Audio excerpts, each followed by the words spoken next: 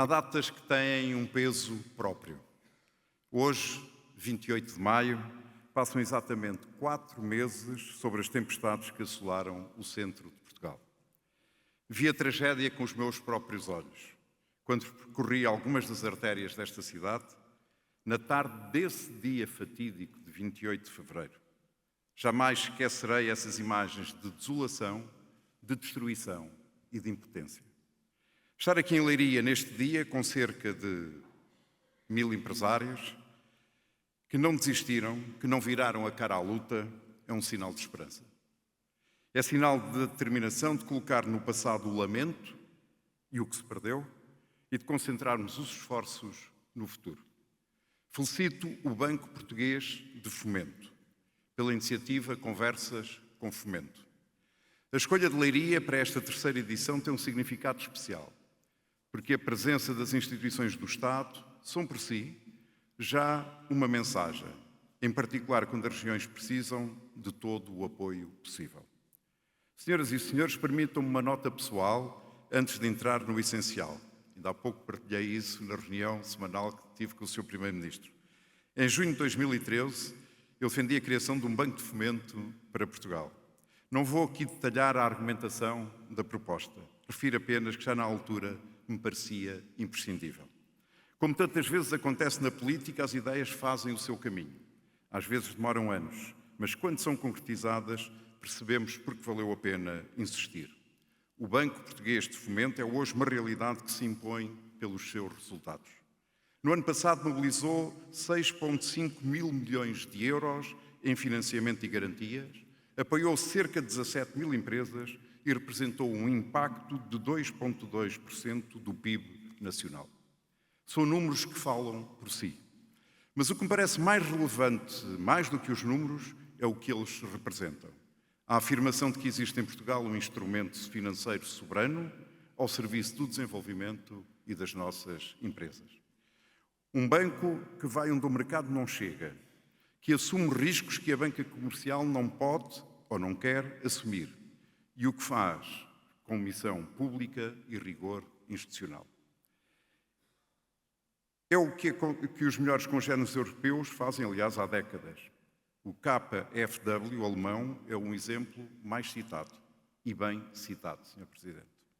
O CEO do Banco Português de Fomento, o Dr. Gonçalo Regalato, afirmou recentemente algo que subscrevo inteiramente. Portugal tem todas as condições para, entre 2020 e 2030, ter a melhor década deste século em resultados, criação de valor e performance se continuarmos a apoiar as empresas e a nossa economia. É uma afirmação ambiciosa e fundamentada no potencial deste país e que, com os instrumentos certos e a vontade certa, se pode concretizar. O novo Fundo Soberano de Portugal, a consolidação da fusão da Sociedade de Garantia Mútua e a execução do PRR são passos na direção certa. É um caminho que temos de percorrer com recurso a mais conhecimento e inovação e com condições para que os empresários portugueses tenham mais acesso a capital e tecnologia, designadamente as pequenas e médias empresas. Minhas senhoras e meus senhores, permitam-me uma breve incursão pela necessidade de inovação. A inovação é crucial para o desenvolvimento do nosso país. É reconhecido que temos talento, ciência e capacidades na indústria. No entanto, falta-nos escala, consistência e velocidade. Demasiadas iniciativas de inovação ficam circunscritas a uma empresa, a um projeto, a um território.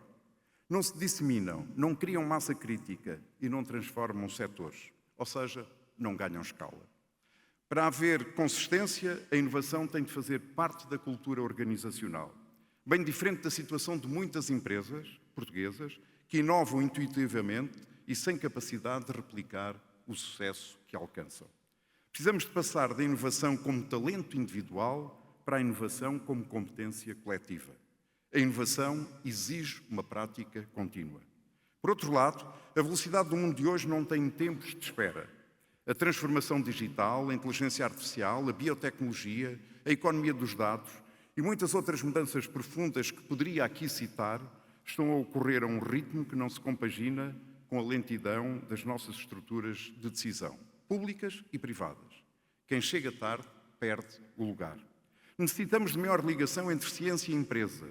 Precisamos de construir pontes reais entre o saber que se produz nas nossas instituições académicas e os problemas concretos que as empresas enfrentam todos os dias. E também precisamos de valorizar os ativos intangíveis.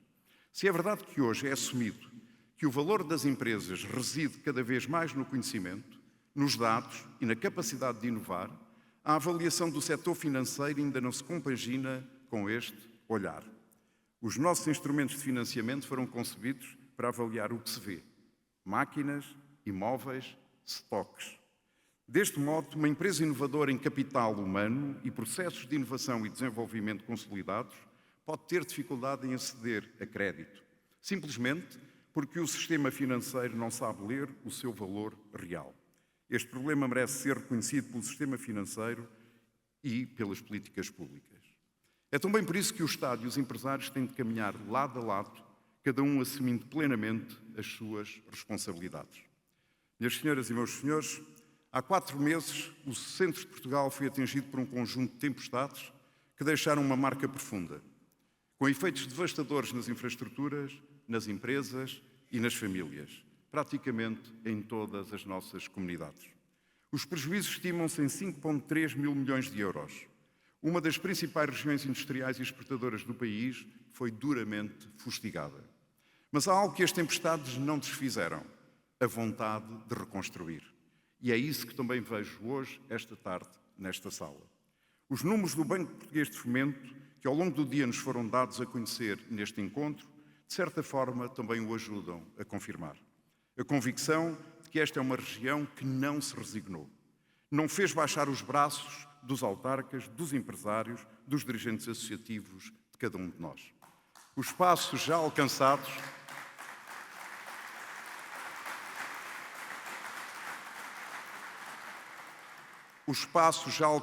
mostram que o financiamento não se mede apenas pelas linhas aprovadas, pelo efeito dos números. Prefiro medir pela fábrica que abriu, pelo posto de trabalho que foi preservado, pela família que não perdeu o rendimento, pela empresa que resistiu. E é aqui que os números ganham vida. É aqui que o trabalho do Banco Português de Fomento, do Governo, dos autarcas e dos empresários se traduz em impacto real. Empresários de Leiria e da região centro. Sei que muitos de vós estão aqui hoje com questões concretas. Ainda bem, porque esta é uma conversa onde devem ser participantes. Colocaram as questões do dia-a-dia de cada um, as vossas dificuldades, o que sente. O desejo do Presidente da República é que tenham obtido todas as respostas. Transmiti em primeira mão ao Governo e ao Parlamento as conclusões da Presidência Aberta que realizei nesta região. É um documento que aponta, sobretudo, necessidades, as respostas imediatas e também uma visão de mais longo prazo. Trata-se de um contributo que aponta ao futuro e à necessidade de coletivamente organizarmos melhor os nossos recursos. Foi também nesse sentido que o Governo já apresentou e começou a executar o programa Portugal Transformação, Recuperação e Resiliência, e que tem no terreno, há já vários meses, uma estrutura de missão competente, ativa e atenta. Porque uma crise desta dimensão resolve-se com o contributo de todos, com construção feita de forma inteligente, edificando melhor do que estava e preparando-nos com mais robustez para enfrentarmos severidades atmosféricas futuras, indesejáveis, mas que podem, infelizmente, acontecer. Reconstruir instalações mais resilientes, reforçar a autonomia estratégica das empresas, tornar as comunicações mais redundantes e mais seguras. Estas são algumas das lições que as tempestades nos ensinaram e que não podemos ignorar. O acompanhamento por parte de todas as entidades tem de continuar. Há ainda muito por fazer, como sabemos. Acredito que vamos melhorar e com a expectativa de que o Estado estará presente quando for necessário e nos moldes e no tempo que seja verdadeiramente útil. Uma expectativa que envolve todas as estruturas do Estado, desde a freguesia ao poder central. Minhas senhoras e meus senhores, termino continuando com o olhar no futuro, porque é aí que vale a pena investir o nosso esforço. O que as tempestades deste ano nos ensinaram com dureza é que é fundamental prevenir. Precisamos de integrar a adaptação climática no ordenamento do nosso território, construir uma cultura de literacia para o risco nas famílias, nas empresas e nas nossas comunidades. No fundo, construir uma arquitetura estável de proteção contra catástrofes para que, quando a próxima crise chegar, não comecemos do zero. Essas são tarefas de todos, do Estado Central, das autarquias, das empresas, das famílias, de cada um de nós. Ninguém as consegue cumprir sozinho. O Estado tem a responsabilidade de as liderar, de criar as condições e garantir que a aprendizagem desta crise se traduz em políticas mais inteligentes e em comunidades mais preparadas. O centro de Portugal foi testado, resistiu e está a reconstruir-se. O Banco Português de Fomento é um aliado neste processo e provou nestes 4 meses que pode ser mais do que um instrumento financeiro.